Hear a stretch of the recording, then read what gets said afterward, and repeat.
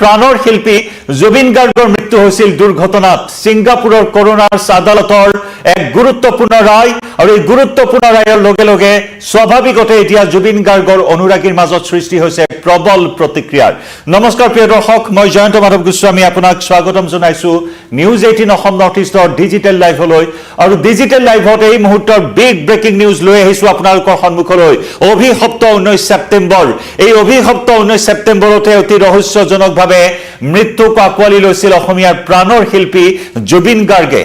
North east ফেষ্টিভেলত অংশগ্ৰহণ কৰিবলৈ গৈ ৰহস্য মৃত্যু খাবতি লৈছিল ইয়াৰ আমঠু জুবিন গাৰ্গে আৰু তাৰ পিছত স্থবিৰ হৈ পৰে সমগ্ৰ ৰাজ্য আৰু তাৰ পিছত এছআইটি গঠন এছআইটিয়ে চাৰ্জশ্বিট প্ৰস্তুত কৰে জুবিন গাৰ্গক হত্যা কৰা বুলি উল্লেখ কৰে আৰু তাৰ বিপৰীতে সিংগাপুৰৰ কৰোনা আদালতৰ এক বিপৰীতমুখী ৰায়দান জুবিন গাৰ্গৰ দুৰ্ঘটনাত মৃত্যু হৈছিল জুবিন গাৰ্গৰ পানীত ডুবি মৃত্যু হৈছিল জুবিন গাৰ্গৰ মৃত্যুত ষড়যন্ত্ৰ হোৱা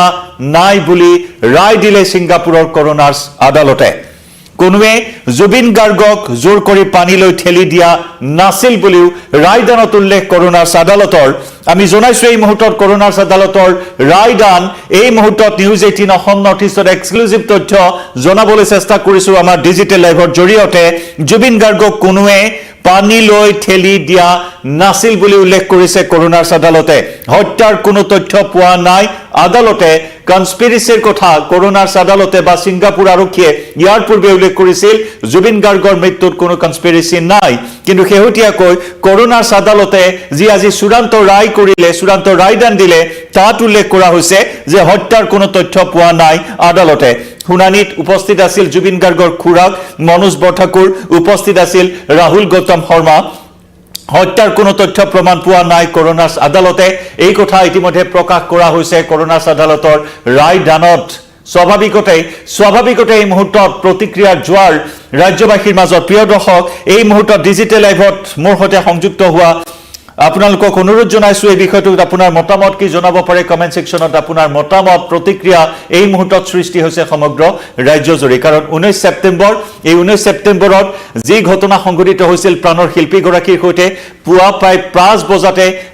ইয়ট পাৰ্টি লৈ যোৱা হৈছিল জুবিন গাৰ্গক 11 গৰাকী সিংগাপুৰত থকা প্ৰবাসী অসমীয়া লগতে জুবিন গাৰ্গৰ হোৱে বাৱে থকা জুবিন গাৰ্গৰ সহযোগী অমৃত প্ৰভা মহন্তৰ পৰা আৰম্ভ কৰি শেখৰ জ্যোতি গোস্বামীলৈ জুবিন গাৰ্গৰ তথাকথিত মেনেজাৰ সিদ্ধাৰ্থ শৰ্মালৈ এই সকলোৱে প্ৰায় 17-18 জনীয়া এটা টিম ইয়ট পাৰ্টিত গৈ পানীত নামিবলৈ দিয়া হৈছিল জুবিন গাৰ্গক টুকুৰকৈ কিস্তিকৈ মুকলি কৰা সেই ভিডিঅ'সমূহত জলপটকৈ ওলাই পৰিছিল কিমান চূড়ান্ত অৱহেলা কৰা হৈছিল প্ৰাণৰ শিল্পী গৰাকীক চূড়ান্ত অৱহেলাৰ মাজেৰে ইয়ট পাৰ্টিলৈ লৈ গৈ জুবিন গাৰ্গক অত্যধিক সুৰাপান কৰোৱাই জুবিন গাৰ্গক পানীত নামিবলৈ দিয়া হৈছিল কিন্তু শেহতীয়াকৈ কৰোনাৰ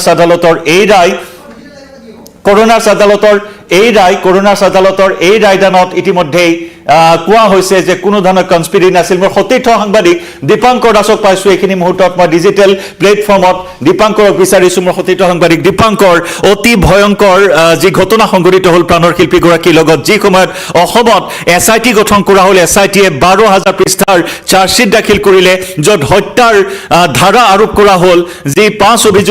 অভিযুক্ত হত্যাত জড়িতৰ গুৰুতৰ তথ্য প্ৰকাশ পালে অভিযোগ উত্থাপন হ'ল আজি শুনানি প্ৰক্ৰিয়া চলি আছে আজি কেইবাটাও শুনানি গ'ল ফাষ্ট ট্ৰেক আদালত গঠন হ'ল কিন্তু তাৰ বিপৰীতে যদি চোৱা হয় কৰোনাৰ আদালতৰ এটা বিপৰীতমুখী ৰায় কোনো ধৰণৰ কনস্পিৰেচি নাছিল এটা দুৰ্ঘটনা আছিল পানীত ডুবি জুবিন গাৰ্গৰ মৃত্যু হৈছিল দীপাংকৰ বাতৰিটো যে আমি এনেকৈ পৰিৱেশন কৰিব লাগিব সেয়া কেতিয়াও ভবাই নাছিলোঁ কাৰণ আমি যিদৰে অসমৰ আদালতত দাখিল কৰা চাৰ্জশ্বিটখনত যিটো কথা কোৱা হৈছিল তাত কোৱা হৈছিল জুবিন গাৰ্গক হত্যা কৰা হৈছিল 103 BNS তাত কোৱা হৈছে যে মাৰ্ডাৰ অৰ্থাৎ তেওঁলোকক অভিযুক্ত সজোৱা হৈছিল এতিয়া অনতিপলমে আপুনি চাওক ফাষ্ট ট্ৰেক আদালত গঠন কৰিলেও কিন্তু এই যিসকলৰ অভিযুক্তৰ বিৰুদ্ধে 103 BNSটো সংযুক্ত কৰা হৈছিল তেওঁলোকে অতি সোনকালে মুকলি আকাশৰ তললৈ ওলাই আহিব সেয়া আমাৰ বাবে অত্যন্ত এটা দুখৰ খবৰ তাতকৈ ডাঙৰ কথা এয়াই যে যিটুকুৰা ঠাইত এই গোটেই ঘটনাটো গ্ৰাউণ্ড অফ ক্ৰাইম য'ত এই ঘটনাটো সংঘটিত হৈছিল তাত আদালতে কৈছে যে জুবিন গাৰ্গৰ মৃত্যু স্বাভাৱিক জুবিন গাৰ্গৰ সৈতে কোনো ধৰণৰ হত্যাৰ ষড়যন্ত্ৰ নাছিলে এই কথাটো কোৱাৰ পিছত আমাৰ অসমৰ আদালতত কিন্তু এটা ডাঙৰ প্ৰভাৱ পৰিব আৰু এই কাৰণে এই কথাটো ক'ব বিচাৰিছোঁ কাৰণ যিকেইগৰাকী অভিযুক্তৰ সপক্ষে বহুত দামী দামী বা খুব প্ৰভাৱশালী অধিবক্তাই তেওঁলোকৰ সপক্ষে যুক্তি দি আছে তেওঁলোকে এই কথাটোৱে ক'ব যে য'ত ঘটনাটো সংঘটিত হৈছে তাৰ আদালতে জুবিন গাৰ্গৰ ঘটনাটোক লৈ এই ধৰণে চূড়ান্ত ৰায়দান দিছে গতিকে ইয়াৰ প্ৰভাৱ আমাৰ আদালতত পৰিব প্ৰথম কথা এয়া হ'ল আইনী প্ৰক্ৰিয়া দ্বিতীয়টো কথা যে চৰকাৰে যিদৰে কৈছিল যে জুবিন গাৰ্গক এজনে হত্যা কৰিছিল 2-3জনে চাই আছিল এই কথাটোক লৈও কিন্তু এটা ডাঙৰ অসমবাসীৰ বাবে আজি ডাঙৰ এটা মুখ্যম আঘাত কাৰণ আমাৰ প্ৰাণৰ শিল্পী জুবিন গাৰ্গ আজি 191 ডেজ হৈ গ'ল জুবিন গাৰ্গ আমাৰ মাজৰ পৰা নাইকিয়া হৈ যোৱা 191টা দিন আৰু 191টা দিন আমি জুবিন গাৰ্গবিহীন আমি অসমবাসীয়ে যিদৰে এটা ডিজিটেল আন্দোলন আমি আৰম্ভ কৰিলোঁ #জাষ্টিছ ফৰ জুবিন গাৰ্গক আমি লৈ যিদৰে আমি ন্যায় বিচাৰি আমি এক প্ৰকাৰ আন্দোলন কৰিছিলোঁ সেই আন্দোলন কিন্তু এক প্ৰকাৰ আজিৰ পৰা কিছু হাম কাটিব কাৰণ ছিংগাপুৰ আদালতে কৈছে কৰোনা আদালতে কৈ দিছে যে জুবিন গাৰ্গক কোনো ধৰণৰ হত্যা কৰা হোৱা নাছিল তেওঁক স্বাভাৱিক মৃত্যু আছিল আৰু এই মৃত্যুত কোনো ধৰণৰ অভিযুক্ত মানে তেওঁলোক দোষী নহয় তেওঁলোকে স্পষ্টভাৱে ক'ব বিচাৰিছে আৰু এই গোটেই কথাটোক লৈ 13 মাৰ্চতেই কৰোনা আদালতেই চূড়ান্ত ৰায়দান দিয়াৰ কথা আছিলে কোনোবা অজ্ঞাত কাৰণত তেওঁলোকে গোটেই ৰায়দানটোৰ পৰা কিছু ফালৰি কাটি তেওঁলোকে দিন আজি 25 তাৰিখ তেওঁলোকে ধাৰ্য কৰিছিল আৰু সঁচা কথা 25 তাৰিখ আজি পুৱাৰ ভাগতে আমি সেই বাতৰিটোৰ ওপৰত সেই খবৰটোৰ ওপৰত আমাৰো দৃষ্টি নিবদ্ধ আছিল আমি জুবিন গাৰ্গৰ আত্মীয় ৰাহুল গৌতমৰ সৈতে আমিও যোগাযোগত আছিলোঁ তেওঁৰ খুৰাক মনোজ বৰঠাকুৰ আজি ছিংগাপুৰত উপস্থিত আছে গতিকে তাৰ পিছত জুবিন গাৰ্গৰ পৰিয়ালৰ ফালৰ পৰা আজি কি মন্তব্য আহে সেয়া নিশ্চয় এটা খুব গুৰুত্বপূৰ্ণ দিশ হিচাপে কিন্তু দীপাংকৰ আটাইতকৈ এতিয়া আমাৰ সাধাৰণ ৰাইজৰ মনত এটাই প্ৰশ্নৰ উদয় হ'ব যে কৰোনা আদালতৰ সেই ৰায়দানে এতিয়া এই গোচৰটোত কেনেদৰে প্ৰভাৱ পেলাব আপুনি উল্লেখ কৰিছে 103 ধাৰা আৰোপ কৰা হৈছে য'ত কৰোনা আদালতে কৈয়ে পেলালে যি দুৰ্ঘটনা স্থান ছিংগাপুৰ তাৰে আদালতে যিহেতু ক'লে যে কোনো ধৰণৰ কনস্পিৰেচি নাছিল এতিয়া এই গোচৰটোত কেনেদৰে প্ৰভাৱ পৰিব কাৰণ শ্যাম কানুকে ধৰি সিদ্ধাৰ্থ শৰ্মাৰ অধিবক্তাই কৰোনা আদালতৰ ৰিপৰ্ট ইতিমধ্যে বিচাৰি আবেদনো জনোৱা পৰিলক্ষিত হৈছে সেইবোৰ বাদ দিলোঁ আমি তেওঁলোকৰ সপক্ষে যুক্তি দি থকা এই কলিকতাৰ পৰা যে কিছুমান অধিবক্তা আহিছিলে তেওঁলোকে আজি এই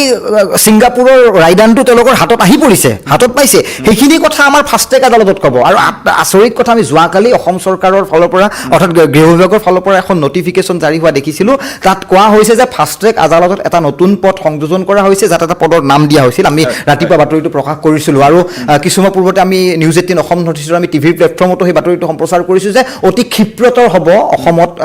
কাৰণ জিলা আৰু এই নিম্ন আদালত বা ছেছন কোৰ্টৰ নিচিনা জিলা আদালতৰ নিচিনাই এটা খুব অগ্ৰগতি বা ক্ষীপ্ৰতাৰে হোৱাৰ বাবে এটা নতুন এটা পদ সংযোজন কৰা হৈছে তাত এজন লোকক নিযুক্ত কৰা হৈছে গতিকে তাৰ পিছত আমি অসমবাসীয়েও আজি ক'ম যে আদালতত আজি ছিংগাপুৰত মাত্ৰ 191 দিনৰ পিছত তাৰ দেশে গোটেই ৰায়দান দি দিলে আৰু আমাৰ ভাৰতীয় ন্যায় ব্যৱস্থাটো চাওক আমি তাৰিখ পে তাৰিখ এই ধৰণৰ কথা কওঁ গৈ ফাষ্ট ট্ৰেক আদালতৰ যি ধৰণে প্ৰশংসা আমাৰ অসমবাসীয়ে কৰিছিল জুবিন গাৰ্গৰ পৰিয়ালে যিদৰে বিচাৰিছিল ঠিক একেধৰণে কিন্তু আজি আমাৰ অসমতো ফাষ্ট ট্ৰেক আদালতৰ ব্যৱস্থাটো কৰা হৈছে কিন্তু সেই প্ৰক্ৰিয়াটো এই মুহূৰ্তলৈকে আৰম্ভ হোৱা নাই নিৰ্বাচন সন্মুখত বিৰোধীও আজি জুবিন গাৰ্গৰ নাম ল'ব ভয় কৰিব শাসক পক্ষই আজি জুবিন গাৰ্গৰ নাম ল'ব ভয় কৰিব কাৰণ জুবিন গাৰ্গক লৈ যিদৰে এটা ষড়যন্ত্ৰমূলকভাৱে এটা হত্যাৰ প্ৰসংগ অসমত চলি আছিল ৰাজনীতি বেয়া পোৱা মানুহজন কিন্তু বাৰে বাৰে ৰাজনীতিৰ মেৰ পাছতে সোমাই আছে মই সেই কথাই কৈছোঁ আজি নিৰ্বাচনৰ বতৰ অসমত আৰু নিৰ্বাচনৰ সময়ত মই কিন্তু পুনৰবাৰ কৈছোঁ শাসক বা বিৰোধী দুই পক্ষই কিন্তু জুবিন গাৰ্গৰ নাম লৈ কিন্তু তেওঁলোকে জনতাৰ ওচৰলৈ যাব পৰা এক প্ৰকাৰ সাহস নকৰিব কাৰণ হত্যাৰ কথাটো এংগেলটো আহি পৰিছিল যে জুবিন গাৰ্গক হত্যা কৰা হৈছিল আৰু আজি গৈ যদি ছিংগাপুৰ আদালতে যদি ৰায়দান দি দিব পাৰিছে আজি 191 দিন পিছত তেতিয়াহ'লে আমাৰ ইয়াত তাৰিখ পে তাৰিখ ফাষ্ট ট্ৰেক আদালত গঠন হোৱাই নাই গঠন হ'লেও শুনানি প্ৰক্ৰিয়া থাকিব তাৰপিছত গৈ এই যিটো 103 BNS য'ত মাৰ্ডাৰৰ নিচিনা BNS সংযুক্ত কৰা হৈছে 12,000 পৃষ্ঠা নীল অভিজিতৰ আপুনি হত্যাকাণ্ডৰ ঘটনাটো আমি জানোৱেই গৈ বছৰৰ পিছত বছৰ ফাষ্ট ট্ৰেক আদালত আহিল তাৰপিছত কিন্তু আজি আমি গোটেই তদন্ত বা গোটেই ৰায়দানটো আজি আমাৰ চকুৰ সন্মুখত সেয়া আছিলে মাত্ৰ খুব 4-5,000 পৃষ্ঠা আৰু 12,000 পৃষ্ঠাৰ যেতিয়া এখন চাৰ্জশ্বিট যদি আদালতত গৈ শুনানি পৰ্যায় গৈ পায় ৰায়দান পৰ্যায় গৈ পায় তেতিয়াহ'লে কিমান বছৰ লাগে সেয়া তাৰিখ পে তাৰিখ নহয় চালো পে চাল এনেকুৱা ধৰণৰ এটা পৰিস্থিতি একদম আৰু চাওক আমাৰ এই ডিজিটেল সম্প্ৰচাৰত একাংশ লোকে মতামত দি আছে আৰু সাংঘাতিকভাৱে মই ইমানখিনি ভিউৱাৰ্ছ আহিছে আৰু সঁচাকৈ জুবিন গাৰ্গ আৱেগ আৰু সন্মুখত ৰঙালী বিহুৰ প্ৰাক্ষণত কেইবাখনো বিহু সন্মিলনীয়ে কিন্তু এক প্ৰকাৰ জুবিন গাৰ্গক সোঁৱৰণ কৰি তেওঁলোকে এইবাৰ বিহু বাতিল কৰিছে বিহু এটাৰ গান বাজিব দিয়ক এইবাৰ বিহুৰ মঞ্চত ঢোলৰ শব্দ শুনিলে আমাৰ জুবিনলৈ মনত পৰিব লগে লগে কৰ্ণাৰ যিখন কোৰ্টৰ আজি ৰায়দান, সেই ৰায়দানটো আমাৰ চকুৰ সন্মুখত ভাহি আহিব। তাৰ লগে লগে অসমত চলিবলগীয়া আৰম্ভ হ'বলগীয়া এই ফাষ্ট ট্ৰেক আদালত। অতি আৱেগিক কথা দীপাংকৰে কোৱাৰ লগে লগে গাৰ নোম আচলতে শিয়ৰি উঠিছে সন্মুখত। ৰঙালী বিহু, জুবিনবিহীন ৰঙালী বিহু আমি কল্পনাও কৰিব নোৱাৰা এটা পৰিৱেশ আমাৰ সন্মুখত আহি আছে দীপাংকৰে কোৱাৰ দৰে। গতিকে সেই আৱেগ, জুবিন গাৰ্গৰ নিচিনা এটা সত্তাক আমি অসমবাসীয়ে হেৰুৱাইছে, এটা অমূল্য সম্পদ, অসমীয়াৰ সবাতোকৈ প্ৰিয়তম সন্তানগৰাকীক আমি হেৰুৱাইছোঁ। গতিকে তেনেস্থলত সকলোৱে ন্যায়ৰ দাবী উত্থাপন কৰি থকাৰ সময়ত এটা বিপৰীতমুখী ৰায় আহিল কৰোনাৰ আদালতৰ পৰা, যি সময়ত অভিযুক্তৰ বিৰুদ্ধে 108 BNSSৰ ধাৰা আৰোপ কৰা হৈছে। যি সময়ত দীপাংকৰ যদি চোৱা হয় চাৰ্জশ্বিটৰ কথা আপুনি উল্লেখ কৰিছে, 12,000 পৃষ্ঠাৰ চাৰ্জশ্বিট, এটা কনক্ৰিট ডকুমেণ্ট ভিত্তিত সেই চাৰ্জশ্বিট প্ৰস্তুত কৰা হৈছে। প্ৰবাসী অসমীয়া আটাইসকলকে আনি তাৰ ভাষ্য সংগ্ৰহ কৰা হৈছিল। তাৰপিছত সেই চাৰ্জশ্বিট প্ৰস্তুত কৰা হৈছে আৰু তাৰপিছত যদি চাওঁ আমি শেহতীয়াকৈ কিন্তু শ্যাম কানু মহন্ত, অন্যতম অভিযুক্ত শ্যাম কানু মহন্তৰ বেংক একাউণ্ট